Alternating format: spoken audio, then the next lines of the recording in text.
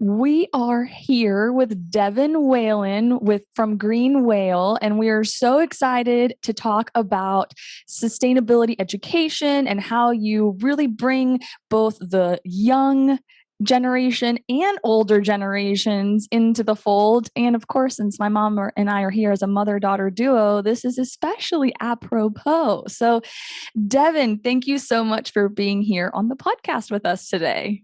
Well, thank you for inviting me. I'm so excited to be here.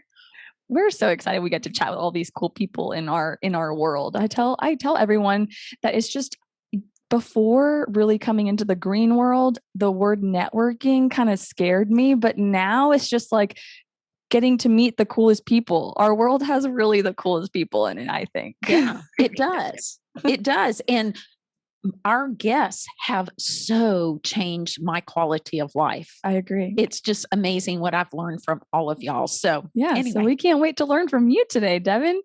Well, kick us off, if you will, and tell us a little bit about your background, how Green Whale got started, what sparked the idea to create this business with your family, and just kind of get us going. Yeah, okay. So my background is in education. I have a degree in English. I have a degree in curriculum instruction, and I'm currently working on a degree in learning design and technology. So it's just kind of part of who I am and what I do. I think everybody expects to hear that I'm a teacher, but I'm not. I've never been a teacher. I student taught, but I've never been a teacher in the traditional sense. But I did work in higher education for over a decade, and I did a lot of work in the outside of the classroom arena, talking to people about how to resolve conflict and how to get to know themselves and other people and how we show up in the world. And a little bit of what we were trying to teach them is to be civically engaged and contributing members of society. And I worked for an institution that really valued sustainability. And so we were also sort of trying to, I guess, latch onto the low hanging fruit when it comes to teaching about sustainability, right? So a lot of low level, like, this is how you recycle, or this is what composting is. And so that's sort of where and when my own journey really started to pick up, right? I grew up recycling, but I didn't really do much else. And so I learned a lot while I was working for this institution that had this value. And it was something that just really touched me and fit into my life. And so the first thing that I did was that I swapped out my paper napkins for cloth napkins. That was my first, my really easy transition, right? For me. And that's sort of everyone. Yeah, well, I thought it was really easy. I do laundry anyway. Here's a couple extra napkins, right? And so that was an early thing for me. And when my husband and I met, we didn't do napkins. And by that point, there were a couple other little things too. Like, I don't do paper towels now either. Slowly was growing. And so I've got him for the most part, pretty invested in that part too. And it's just sort of how we do life, right? When it came to have children, we chose cloth diapers. And it just became sort of like slowly adopting things that we could do as a family and saying what fits into our life. And so then with the pandemic, I pulled my kids out of daycare because for me, that was what made me feel good about keeping them safe. And so I kept them at home, and I left my job. And I had this time on my hands, sort of. I mean, I got kids running around, but I sort of have this time on my hands. And so I started to say, okay, well, what can we do with that? And my husband has been talking for years about how he really wants to flip furniture. And so I was like, there's this really good intersection for me of this idea of, rescuing these pieces that are like on the curb and then people don't want anymore, right? And giving them new life, especially because at the time we were kind of living in a place where with a lower socioeconomic status, and just sort of seemed like a really great opportunity for us to take like good quality furniture that might be kind of outdated Mhm. and Yeah. give it an update, right? Because um, we're a young family and we have young children. We knew what it was like to want to furnish our home Mhm. and looking at our budget and saying, this is how much money we have. Um, and realizing that in a lot of cases that means you either buy something that you're not real crazy about the way it looks, Mhm. but it functions, right? Or you go to a lot of the big box stores where the furniture is more temporary, right? And Right. it's not real wood. Yeah. So we were like, well, this is a great opportunity for us to kind of help families maybe get something that is a little bit more updated or and still functional, right? And still quality. Mhm. Um, which sounded like a great idea, right? That's what we wanted to do. But unfortunately, while I had all this extra time, my husband ended up working like crazy long hours at work, right? And didn't have the time to physically get that part going. So I was like, great. So we have this company name and this idea and no time to put that into action. And I didn't want to lose the momentum of like, I don't know, just starting something, right? And I still had my time. So I Mhm. said, okay, well, cool. So we had this commitment to sustainability.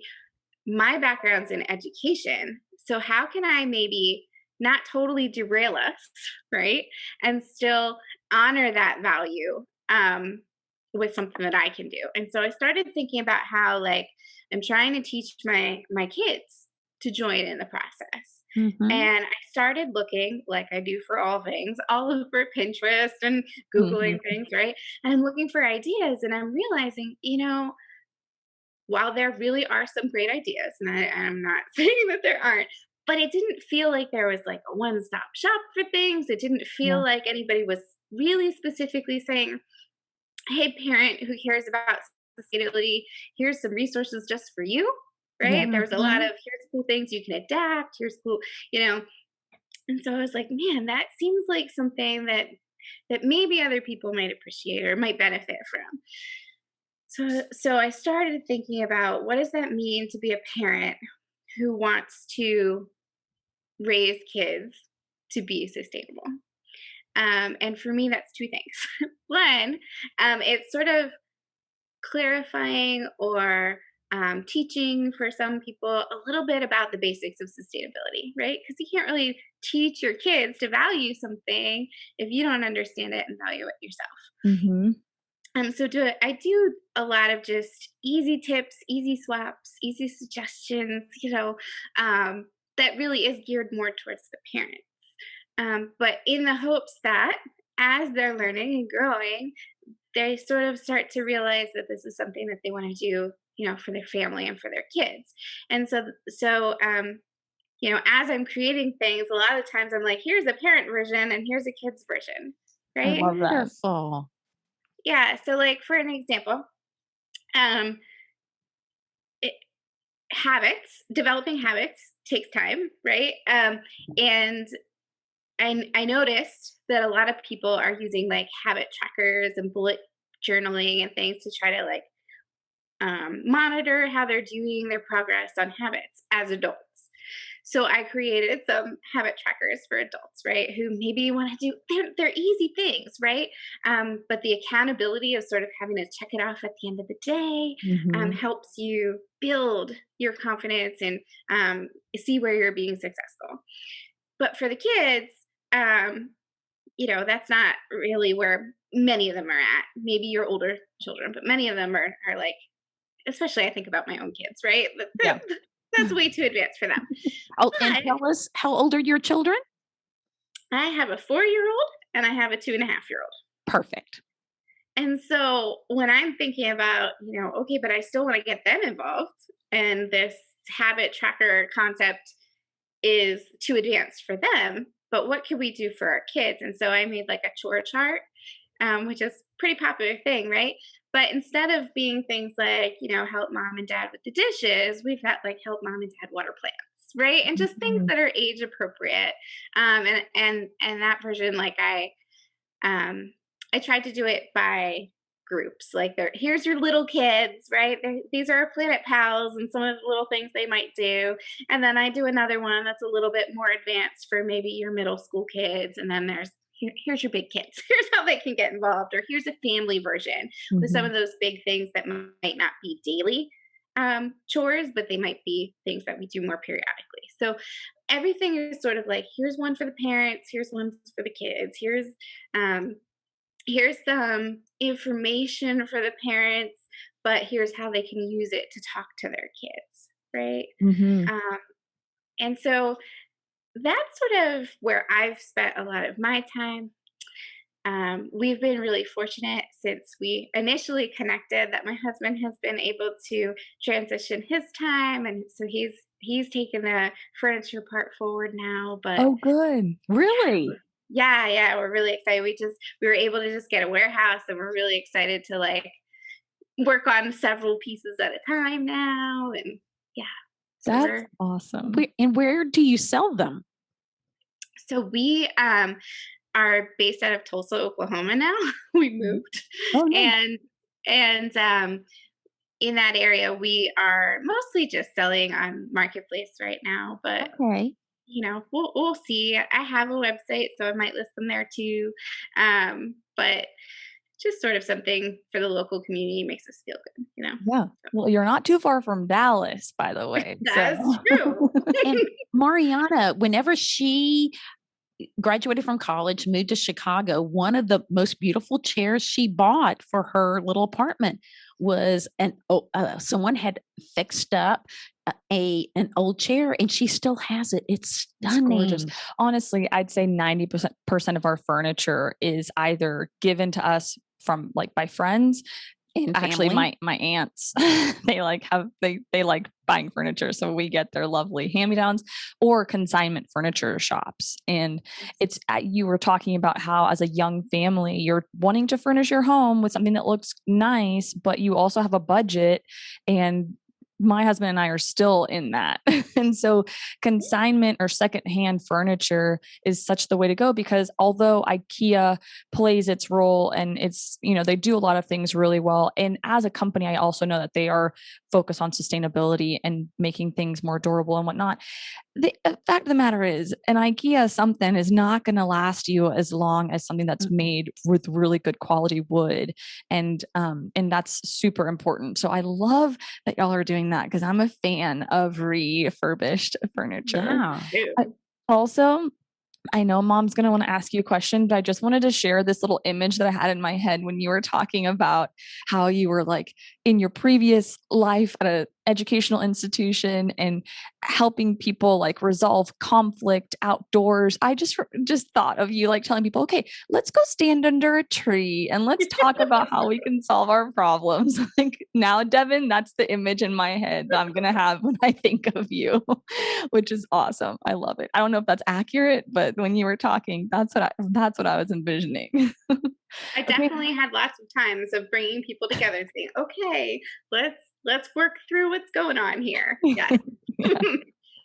Mom, you're up, because I know this is our dynamic a lot that we have to give people disclosure for, and our listeners will know already, but my mom and I kind of were fighting for who gets to ask the questions, and lots of times I ask a lot of them. So I'm giving my mom her space.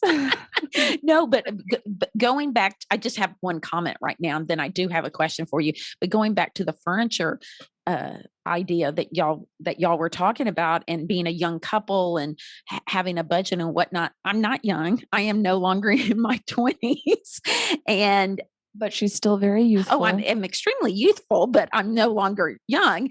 And I go to estate sales. I wanted a beautiful piece of furniture for my outdoor porch, and it's covered, and anyway, it wouldn't get ruined. And I have been wanting something really nice, and I can't afford the beautiful furniture I want. And I got this amazing piece of furniture at an estate sale. It's an antique for $150. And wow. I know, why? And I do it for because I can find things that I want, and I also do it for the earth. I don't this piece of furniture was made many years ago. A tree has already been used. We don't need to cut down any more trees for my furniture. I can tell you that. Mm-hmm. So. Yep. Anyway, so you were talking about the chore list and some of the ideas that you have for parents and their children, and also I would hope grandparents too. She's not a grandmom yet, but she's already putting herself in that category. Well, I have a grandpuppy. That's true. You do. I have Whiskey.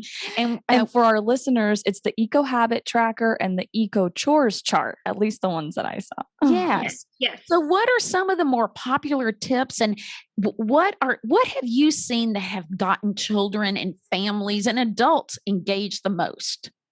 Yeah. So a lot of what I talk about is modeling, number one.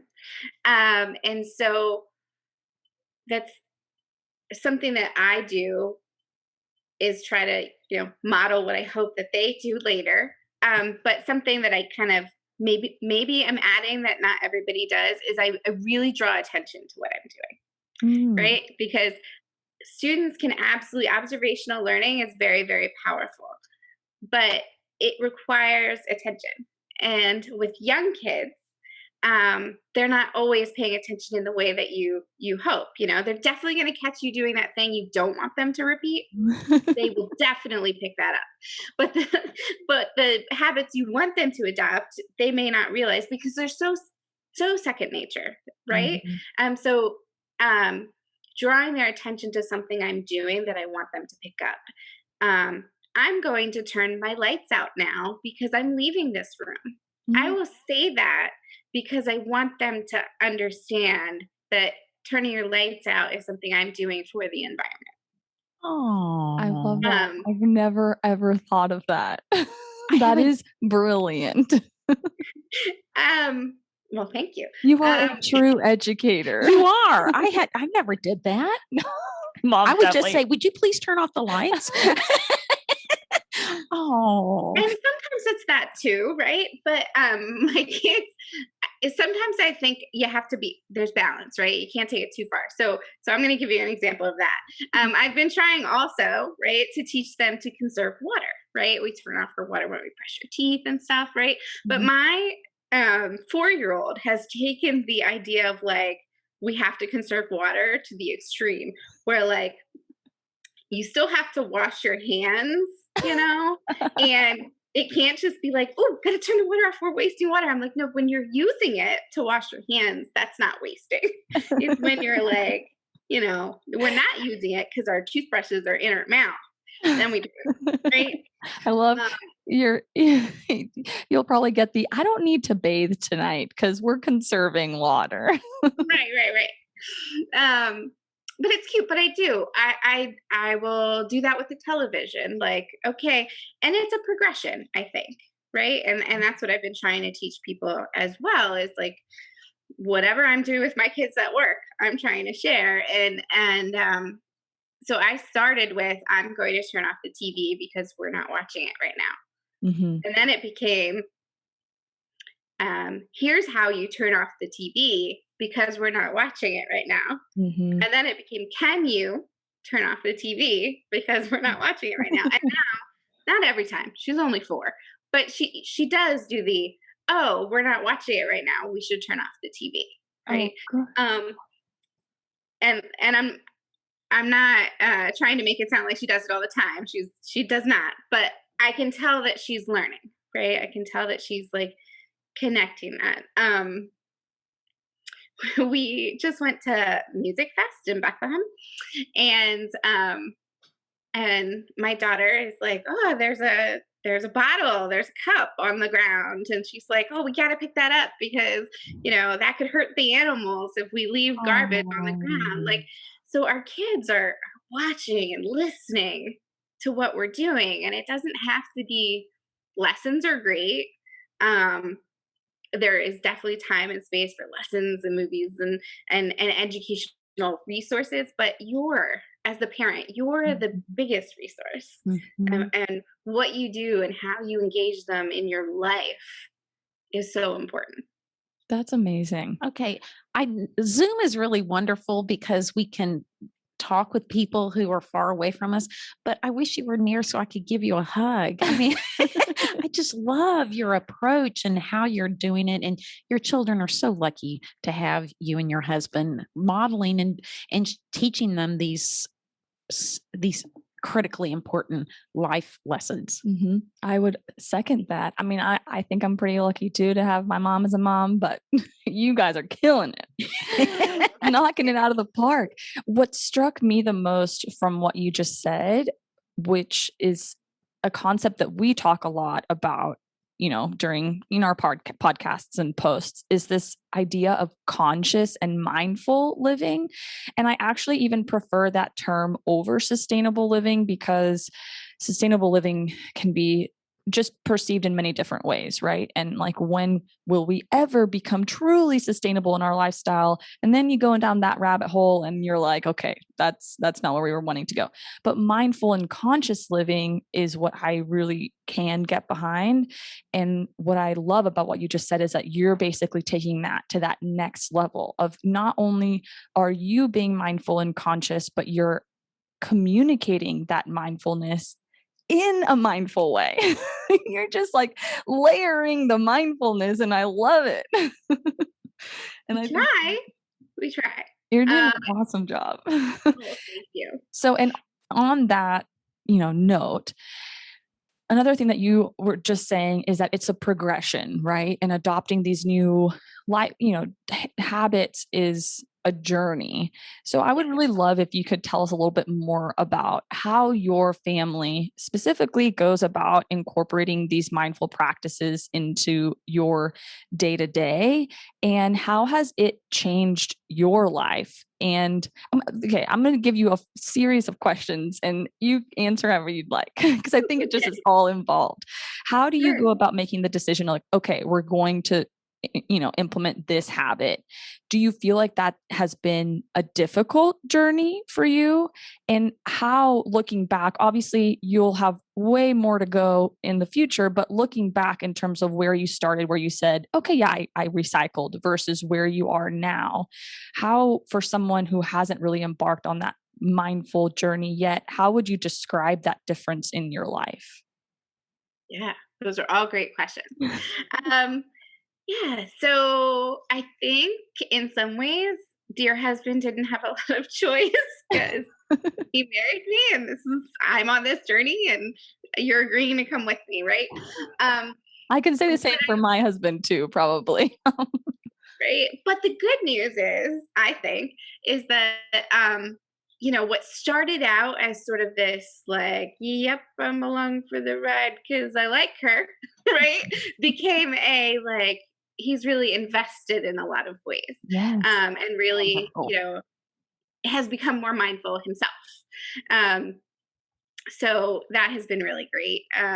He was not like super excited about those cloth diapers when that was when we were he was not super excited about that one. But I do think that after doing it, um, you know, we sit there and we go, wow, like we kept a lot of diapers out of the landfill. Go Mhm. us, right? And And we're y'all not saved a lot of money. right. We're not saying we were exclusively cloth. Let me just clarify. We were not.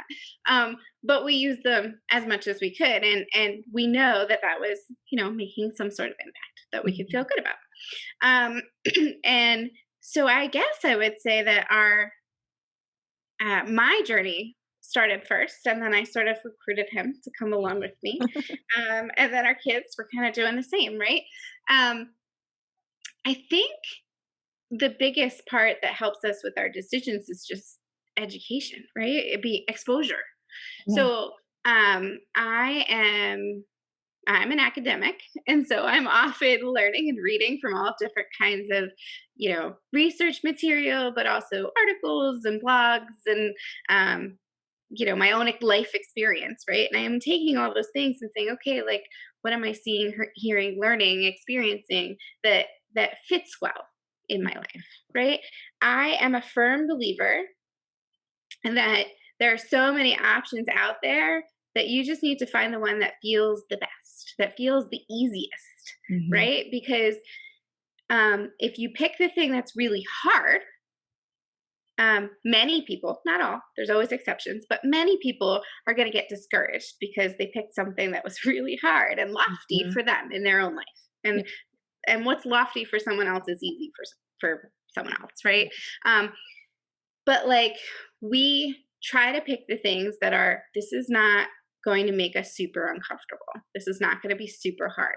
That doesn't mean it's not a little bit harder and uncomfortable, right? Because that's how we learn and grow.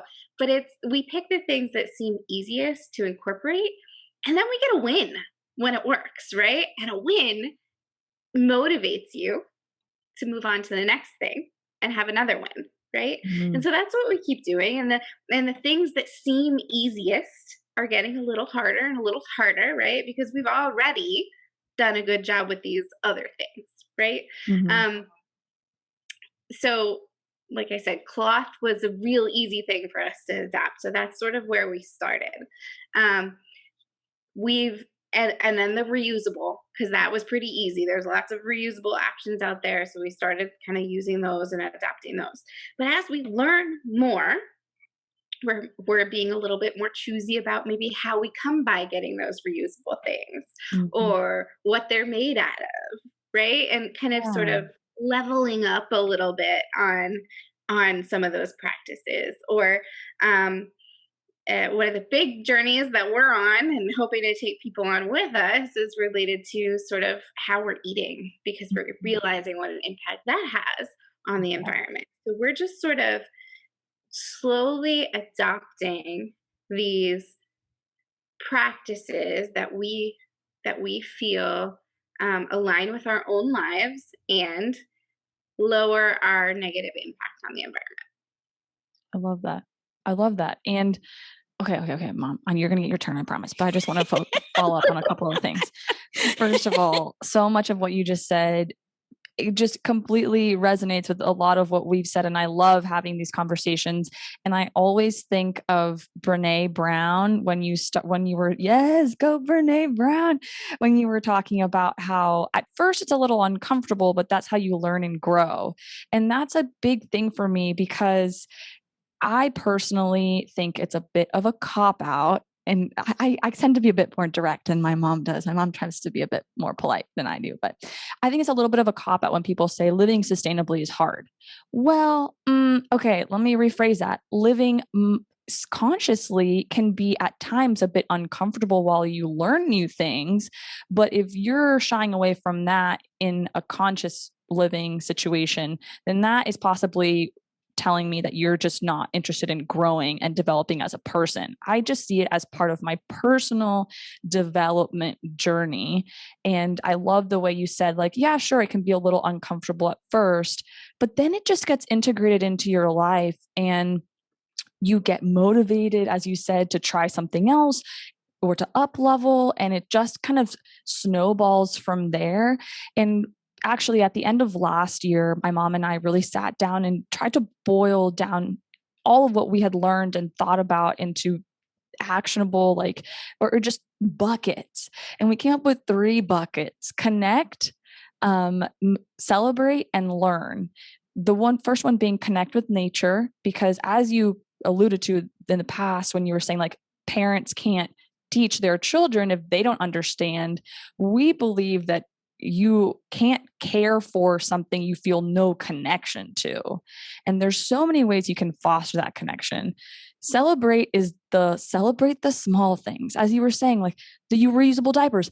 Okay, maybe someone can come and tell you, well, what impact is that going to have? Well, let me tell you, across my lifetime and several other people's lifetimes, a big impact actually. Huge. Yes. And even if it just your change of habit doesn't create this massive impact, I still think it's worth celebrating and sharing. And then learning, which is what we're really talking about here, is the third one, because I realized that if people don't take responsibility for their own journey, like we're here to provide resources as you are. Like you can provide all the amazing resources, but at the end of the day, people need to want to learn and grow. And that's their responsibility, right? Our goal is to be able to give them a place to come to. And I'm sure Green Whale's goal is similar. But at the end of the day, we've noticed for us, it's that like that snowball that you start with something little and then it progresses and progresses. And then as you're progressing, you're like, okay, where do I go find that information? But you need to want to find that information for yourself. So all that to say is that I'm feeling all the things you're saying. And Mom, now you can speak. No, Devon, go ahead. What did you want to say anything to that? Oh, I just appreciate that a lot. Thank you. And you're right. We are definitely in that snowball.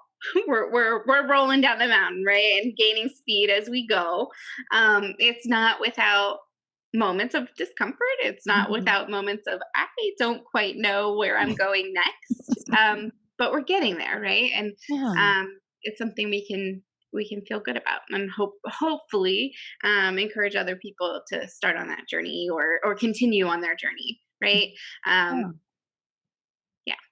I know that I'm a big fan of Allbirds. The shoes, and I think, and they are taking care of our planet and producing these wonderful quality shoes. And I used to order shoes from them, and now I get my Allbirds shoes through consignment stores.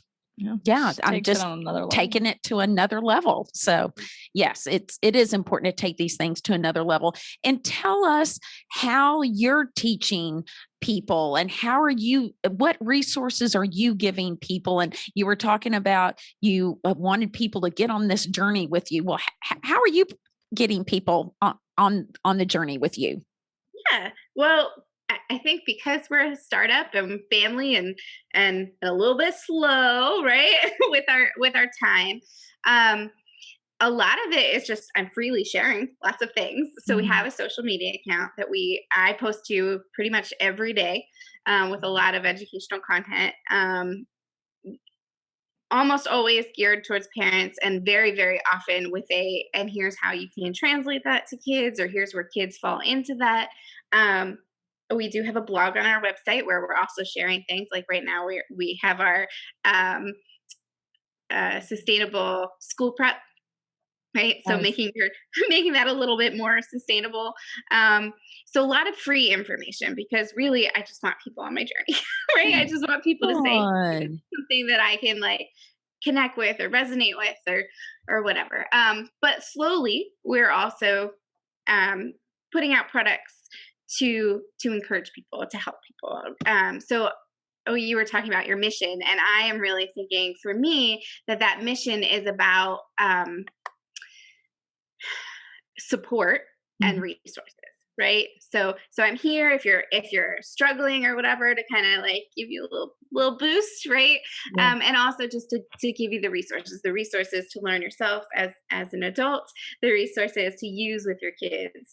And so I have a little coloring book, if you will, that we created with the sort of intersection of time for reflection, a little bit of like, did you know these things about environmental issues or whatever, and then we're working on a supplement, a child version. We currently have a gamified system for trying to change your diet a little bit, make it more eco-friendly. I have lots of ideas of things that are coming but aren't out yet. So we're working on a children's book series. We're working on some. I got inspired by myself. Can I do that? Is that allowed? Yes, you can. That's 100% allowed, Devon. Congratulations. Yeah. So I was communicating to people about, how when I was growing up, there were 3 R's, right? There was the the reduce, reuse, recycle, and that was it. And now there's all these like expanded R's that maybe arguably could still fit into in some ways those initial three, but I think they give us a lot more direction, a lot more like concrete. This is what those R's mean, right? And one of them is the idea of repairing, and I feel like that's something that we don't really culturally in the United States is not something we do as much, right? We've sort of kind of become this consumer disposable culture. And so I started posting about repairing and mending. I love that. Repairing kind of touched on our furniture piece of the business, and just this idea of like, hey, like we can mend our clothes and continue to use them. We don't have to just be like, oh, this hem is falling down, the button fell off, well, no good, right? Like we can learn those things and do those things. And it got me thinking about like, well, how do I engage a child in that? Mm. What does mending look like from the perspective of a child, and particularly a young child, who maybe can't sew, right? Like it is not safe for me to give my children a needle and thread and say, we're going to put this button back on the shirt, right? Like that's just bad parenting or something. I don't know. So I said, okay, like what, but I still want them to learn this idea. Right. And I can model it and I can talk about it, and that's great. But is there anything else that I could do, right? So I'm really sitting in this space of wanting to create a physical product, which is not really, other than the furniture, that's not really where we've been operating. But I really think that there's an opportunity to marry the idea of teaching your child some fine motor skills. Or working with them on fine motor skills and connecting that to this idea of mending and repairing clothes. So I sort of want to connect those things, and that's one of the ideas that I have coming up. But a lot of it's still up here in my head, and it's still coming. Well, I'm excited we caught you early-ish on your journey so that we can see all these awesome ideas come to fruition. I want to make a comment about the repair. Whenever I was young, in a lot of the local neighborhood shopping centers, there was a repairman. And I don't know if you've ever watched the Andy Griffith show, but one of the main characters, he's a repairman. And my iron just broke. And I bet it's simple, but I had to go buy a new iron because I don't know how to fix an iron. And we don't really have repairmen anyway. I know, but I so miss that so many times. It's like, where's the local repairman? No, it's not Barney, but whoever the repairman is in the Andy Griffith show, I miss him. Yeah, that's a good point. That's a really good point. Okay, I know we're going to start wrapping it up with our public portion. And FYI, for listeners who are with us on Patreon, I know you just heard a little bit about how you can, Devon was talking about gamifying your eating. And I believe that's what we're going to go into. Play your plate, correct? Devon? Yes, awesome. Ooh, I want to learn that. Well, you're gonna, Mom, because you're in Patreon. But my mom always asks guests one question to kind of wrap it up. Before I pass it on to her, I wanted to get just your quick thoughts on something because it comes up a lot for us, which is eco-anxiety. And a lot of people we talk to, it seems like more and more are kind of, I'm going to use the word stuck in this rut that is eco-anxiety and just feeling overwhelmed by all of the things, especially, that IPCC report just came out yesterday. And that's huge in terms of, code red. And people seem to get stuck in this code red mentality and can't get out of that to really celebrate like the reusable diapers and things like that. So just quickly, like what are your general thoughts on eco-anxiety? If you have any, have you come across a lot of people that talk about it in your world? Do you have anything to share about eco-anxiety and how to like maybe help people that are feeling that way? Sure.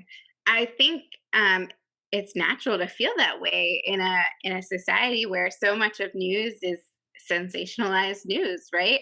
And we hear a lot of the doom and gloom kind of things when it comes to climate and environment and just sustainability in general. And so I can relate, right? Like I don't blame anybody for feeling that way. Just because we're on this journey doesn't mean we've never had that and don't go through times when we're like, oh man, like am I actually making a difference? Right. We question those things and we wonder, right, about what can our impact be and is it worth it? Right. And I think one of the things for me that I try to center myself around is that it's worth it for us because of the life that we're living and that we can feel good about the life that we're living. I think that a lot of times your conscious living, your mindful living is also a healthier way of living, right? And I'm not saying just because you're doing something environmental or eco-friendly, you're healthy, but I do think they go together, right? And so I can feel good about, making these decisions, whether they do not solve our crises, right? Because I know that they're good for my family. Yeah, I love that. Bring it home. Bringing it home, Devon. Okay, Mom, you bring us home with your final question. The final question, Devon, is what do you think is the most important thing each person can do to help reverse global warming and climate change? I think the most important thing that we can do is learn. And I hope that's not a cop-out answer, but I really think like we are so empowered by what we learn. We aren't able to make any of the other changes that can all be beneficial if we're not first learning. And I don't just mean like learn because you read something, right? But learn because you're critically reading things. Learn because you're taking in all kinds of sources and making educated decisions about the material, and then doing something with that, right? I think absorbing information is not learning, right? But actually letting it transform you, because you've done the work to actually learn it and kind of integrate it is what's most important. Wonderful. Speaking of learning, if y'all want to learn more about Green Whale, their website is gogreenwhale.com. And I know all of your social media links are there, but I will post those in the show notes. If people want to go directly to Instagram, is that Green Whale LLC? It is, yes. At Green Whale LLC. I was stalking y'all a little bit. No worries. And it's great. Your social media, I got to say, your Instagram is gorgeous. It's very, very pretty to look at and lots of information, as Devon has mentioned. So yeah, head over to gogreenwhale.com and all of the links are there and how to get in touch with Devon, which is how we reached out for the podcast. So they actually respond to their emails, y'all. This is awesome. Devon, thank you again so much for being with us. We're looking forward to the bonus episode, and we really appreciate you spending your time to just chat about all of your passions and your gifts, and you're doing so much amazing things for the world. So thank you for sharing them with us. Thank you for having me. I really appreciate it. Yes. Thank you so much for your time and expertise and enthusiasm. Yeah. All of the above. Awesome. Thanks, Devon. Thank you.